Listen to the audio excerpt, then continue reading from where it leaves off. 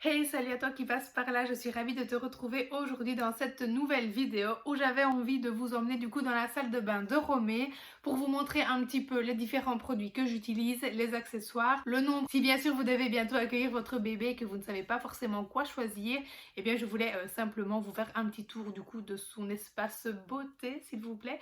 Même si évidemment ça reste mes choix, mes produits, mes coups de cœur, etc. Et que peut-être ça ne vous conviendra pas forcément à vous, mais voilà, si ça peut vous donner des idées, évidemment, j'en serais ravie. Donc bref, c'est parti. Alors, chose importante à savoir, évidemment, on la lave en fait dans sa chambre. En fait, je dis évidemment tout simplement parce qu'en fait, notre salle de bain n'est pas vraiment adaptée. Elle est petite, ça c'est pas un souci parce qu'en fait, on avait acheté une baignoire sur pied, je vais vous la montrer juste après. Mais en fait, tout simplement, on n'a pas assez de place pour mettre le tapis allongé, etc. Pour pouvoir la sortir du bain, l'essuyer sans qu'elle ait froid, etc. Et j'avais pas envie de faire les allers-retours entre sa chambre et la salle de bain, même si c'est juste à côté, de peur qu'elle prenne froid, etc. Donc du coup, on la lave dans sa chambre. Qu'on chauffe quand il faut évidemment. Là avec l'été forcément on ne chauffe pas sa chambre plus qu'il n'y fait déjà chaud, mais voilà, on la lave dans sa chambre, comme ça c'est plus pratique, on a tout sous la main, on a plus de place aussi avec la table allongée, je vais vous montrer juste après, et comme ça on évite de simplement galérer dans la salle de bain, de devoir aussi apporter toutes les affaires là-bas, etc. Maintenant quand elle sera un peu plus grande, forcément on la lavera dans la salle de bain avec nous, ça sera plus simple. On pourra mettre sa baignoire dans notre baignoire, mais c'est vrai que ça serait plus simple si on avait peut-être une douche à l'italienne, je ne sais pas. Mais pour l'instant, en tout cas, clairement, on a testé et le plus efficace et le plus fonctionnel, c'est clairement de la laver dans sa chambre. Donc bref, c'est parti, je vous montre tout ça maintenant. Pour la baignoire, nous avions en fait mis celle-ci sur la liste de naissance qui nous a donc été gentiment offerte et qui nous semblait du coup assez pratique parce que elle est sur pied, qu'elle était assez petite et que comme je vous disais, puisque notre salle de bain est assez petite, c'était assez sympa puisque du coup ça ne prenait pas assez de place. Le bac n'était pas trop petit non plus, ni trop grand. Et par contre, moi j'avais quand même un doute sur l'utilisation avec un nouveau-né lorsque je l'ai vu en magasin.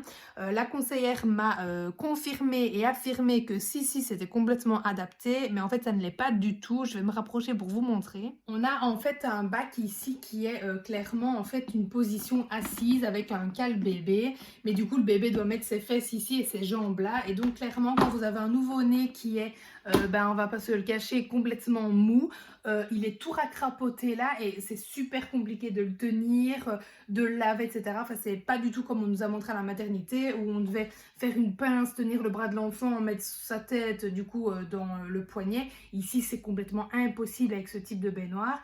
Et donc, pour l'instant, on ne l'utilise pas du tout. Elle sera super pratique quand Romée pourra s'asseoir et tenir toute seule. Mais là, c'est complètement impossible. Donc, malheureusement, pour l'instant, on ne l'utilise pas. Et je l'utilise d'ailleurs parfois pour mettre les couches lavables qui sont sales. Comme ça, après, j'embarque mon bac et c'est bien plus simple. Donc voilà, elle nous servira plus tard. Elle reste quand même super pratique, mais pour l'instant et pour un nouveau-né, c'est pas du tout adapté. Donc je vous déconseille clairement ce genre de baignoire. Ah oui, et alors vous avez le pied de la baignoire qui se replie aussi si jamais vraiment vous avez des petits espaces comme nous, on a une petite salle de bain. C'est pratique aussi pour pouvoir le ranger et le stocker. Du coup, ce qu'on a fait, c'est qu'on a simplement racheté un bac. Alors en attendant, je vous avoue quand même que... Bon, j'ai fait un chignon parce que j'ai chaud, mais je vous avoue quand même qu'en attendant, on a été acheter un bed bac en plastique chez Brico, dans laquelle on l'a lavé les premiers jours parce qu'on n'avait rien d'autre. Et ensuite, du coup, on est reparti chez Dream Baby et on a acheté ce bac-ci qui est donc assez grand, mais du coup c'est vraiment parfait parce que ça passe vraiment bien sur sa table allongée. On la remplit du coup à la salle de bain et puis on vient la porter ici comme je vous disais dans sa chambre. Et là c'est vraiment un bac plein, donc du coup c'est beaucoup plus facile pour la tenir. Là on sait clairement voilà, mettre notre main dedans sans problème pour la tenir. Et c'est beaucoup plus gai pour elle aussi, plus agréable. Surtout qu'elle adore être dans le bain. Donc voilà. Alors évidemment, objet essentiel, le petit thermomètre pour l'eau qu'il vous faut si jamais vous n'en avez pas encore. Bien évidemment ensuite des gants de toilette. Alors moi j'ai deux lots en fait de 7 gants de toilette comme ça. Clairement c'est 1000 fois trop, vous n'avez absolument pas besoin d'autant de gants de toilette. Un lot de 7 c'était clairement suffisant, mais de base je ne me rendais pas du tout compte. Et en fait c'est une matière spéciale, je sais plus comment ça s'appelle, mais en fait c'est vraiment super doux et ça n'abîme vraiment pas la peau de bébé. Donc du coup c'est pour ça que je vous laisse ceux-là. Je vous mettrai toutes les références dans la description si jamais ça vous intéresse. Ce sont tous des cadeaux que j'ai eu sur ma liste de naissance. Et puis j'avais pris aussi des petites éponges comme ça, voilà, c'est sympa. Puis en plus elle joue avec, donc j'ai bien fait de les prendre. Ensuite bien évidemment les essuies, alors à savoir qu'on les utilise deux par deux. En tout cas c'est comme ça qu'on nous a expliqué à la maternité, pardon, et j'ai continué de le faire comme ça. Donc pendant que bébé est dans son bain, j'en mets déjà un sur la table à langer. Comme ça, hop, dès que je l'enlève, je la pose dessus, je l'emballe tout de suite parce que là évidemment elle crie, elle n'aime pas. Et comme ça je l'essuie une première fois avec celui-ci. Une fois que le plus gros est fait, en fait je l'enlève et j'en mets un nouveau parce que souvent elle est encore moite, et si c'est pas le cas, ben, comme ça elle est sur quelque chose de sec de nouveau pour pouvoir être habillée et changée. Alors parfois c'est vrai que j'ai besoin que d'un, mais très souvent j'ai besoin quand même de deux. Et en termes d'essuie, je dois en avoir peut-être 6 ou 8, quelque chose comme ça. Clairement en avoir 4 et tourner avec, c'est clairement suffisant.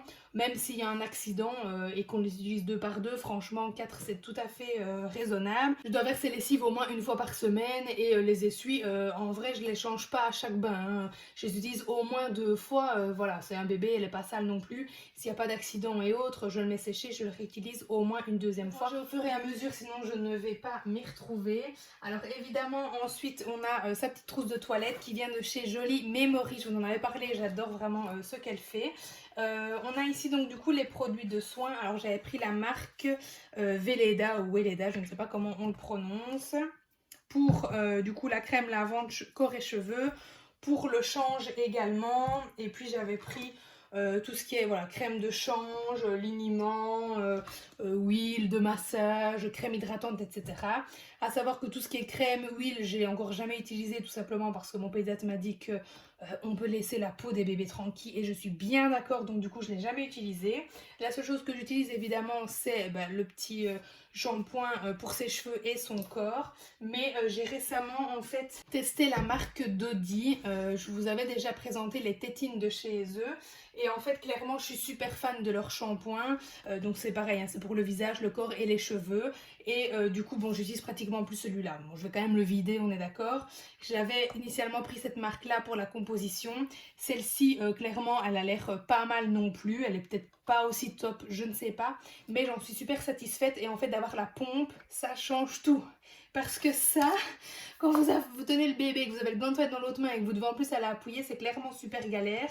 Donc heureusement, nous, on fait toujours le bain à deux. Mais sinon, franchement, le petit pouce-pouce, là, c'est clairement super pratique. Donc je vous conseille. Je ne sais pas si dans cette marque-là, ça existe. Mais si oui, prenez avec la pompe, c'est clairement plus simple. Et d'ailleurs, de chez eux, j'ai aussi les cotons-tiges. Du coup, puisqu'on est dans le bain, je pense que ça a tout à fait sa place ici. Donc j'ai aussi les gros cotons-tiges comme ça de chez eux. Donc je suis super satisfaite. J'ai aussi leur petit carré en coton bio pour le change, puisque même si j'utilise les couches lavables, pour l'instant je suis toujours avec des lingettes jetables parce que je trouve ça plus pratique personnellement, et pour le moment je changerai peut-être d'avis plus tard, mais pour l'instant c'est bien mieux ça. Et du coup j'utilise par contre pour ses fesses cette eau là de chez Biolan, et donc c'est pareil, c'est avec un petit tchouk tchouk, c'est bien plus simple, hop, et ça va beaucoup plus vite pour pouvoir lui changer ses fesses. Et j'utilise le liniment vraiment que très peu pour éviter aussi qu'elle ait des rougeurs ou des irritations. Ma sage-femme m'avait dit que clairement un coton et de l'eau ça suffisait clairement pour laver les fesses toute la journée, éviter les irritations. Donc voilà, j'ai quand même moi acheté ce produit-ci si jamais ça vous intéresse, qui est vraiment bien. Et puis évidemment après elle est lavée dans son bain, mais pour la journée c'est vrai que je trouve que c'est pas plus mal. Maintenant encore une fois chacun fait comme il veut. Et puis pour terminer avec les petits soins, évidemment j'ai sa brosse à cheveux, hein, vu la touffe qu'elle a. Et alors j'ai du sérum Phi que j'utilise vraiment pour tout, hein, pour nettoyer ses yeux, ses oreilles si besoin, et son nez. Et du coup j'ai acheté des seringues comme ça avec un embout. Par contre je vous avoue que je l'ai fait une fois, je l'ai vu étouffé. Clairement je suis pas du tout prête à recommencer. Donc pour l'instant j'utilise l'aspire caca de nez. Je sais que c'est pas le meilleur, mais bon voilà, pour l'instant ça fonctionne bien. Et du coup en fait j'avais quand même acheté une bouteille comme ça, donc à mettre hop dans son nez pour faire aussi le lavement avec le sérum Phi. Mais bon, vu comme ça s'est passé avec la seringue, je suis pas prête non plus à utiliser la pompe. Mais voilà, si jamais ça vous intéresse, celle-ci je l'ai trouvée sur Amazon, je vous mettrai le lien aussi en description. Et donc voilà pour les petits soins bébés. Du coup je pense que j'ai fait le tour. Au niveau des couches, je vous ai fait une vidéo complète, donc j'utilise les couches lavables de chez Bébé et Maman Nature. Mais voilà, je vous invite évidemment à aller voir la vidéo si jamais elle vous intéresse. Et je pense que j'ai terminé avec les choses essentielles de bébé. À savoir que quand il fait froid, je mets évidemment les essuies sur le radiateur, ainsi que le body et le pyjama pour que ce soit plus agréable. Mais en ce moment, clairement, on n'a pas du tout besoin de le faire. La pauvre, je pense qu'elle est déjà pas assez rafraîchie par son bain. Donc on va pas en plus lui chauffer le petit pyjama et les essuies sur lesquels elle va être. Et une dernière petite chose sympa quand même, voilà. J'avais un petit gant de toilette comme ça, biche, super chou. Et j'ai aussi un cochon. Et voilà, ça fait office de petite marionnette pendant le bain. Elle adore, elle s'éclate. Et puis je vous dis, elle adore être dans le bain. Donc clairement, elle se marre avec les petites marionnettes. Et c'est super gai. Donc le bain, je crois que c'est mon moment préféré. J'adore ça. Et de voir qu'elle y est bien, mais clairement, c'est trop chouette, quoi. Et donc voilà, je vous avais montré ça déjà, hein, mais pour plus de facilité, donc moi j'ai mis tout dans les armoires. Donc là c'est mon petit panier un petit peu à bazar, j'avoue. Là il est pas en mode Insta, mais c'est pas très grave. Avec du coup les petits produits dont j'ai besoin tout le temps. Donc les cotons-tiges, j'ai son petit Biolan ici, le petit produit pour ses fesses, etc. Et puis là dans l'armoire, j'ai tout ce qui est du coup bavoir pour les biberons de nuit. J'ai un petit panier avec ses body, j'ai tous les essuies. Et puis là en dessous, j'ai tout vraiment les produits que je ne laisse pas ici juste pour pas tout faire traîner.